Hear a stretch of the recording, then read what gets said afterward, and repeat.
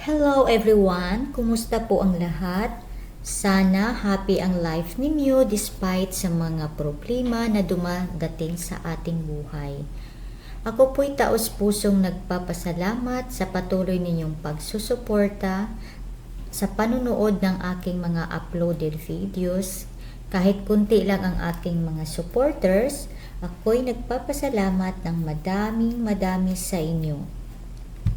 Sana napahanga ko kayo sa mga videos na inihahandog ko sa inyo, lalo na sa mga nasa malalayong lugar na hindi makakapunta sa mga tourist destinations dito sa Mindanao, Philippines. Sa pamamagitan po ng inyong panunood sa aking videos, ay parang sinamahan niyo na rin ako sa aking paglalakbay na makita mga magagandang tanawin dito sa aming lugar. Sana hindi kayo magsasawa sa panunood ng aking mga videos. Ang resort na mapapanood ninyo sa videong ito ay Montefrio Garden Resort ng Kapatagan, Davao del Sur. Malawak ang area, may parking space, swimming pool, restaurant, cafe, rooms, at iba pa. You can check on their FB page for more info. Makikita din dito ang Mount Apo, the highest mountain of the Philippines.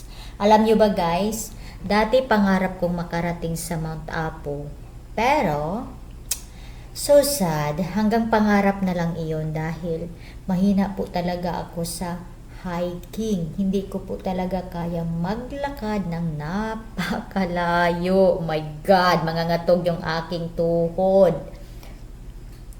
Sa resort din na ito ay matatanaw mo ang malawak na tanawin ng mga pananim ng mga gulay ng ating mga magsasaka na kung iyong makikita, ikaw ay mapapahanga talaga kung paano nila ito tinanim. O diba, ang ganda ng paligid. Makikita nyo naman, o diba, makikita nyo na yan. Hindi ko na kailangang sasabihin iyan. Makikita nyo na. So, diba guys, ang ganda. Ang ganda yung pagkaano nila, yung pag-farming nila. As in, believe talaga ako sa magsasaka.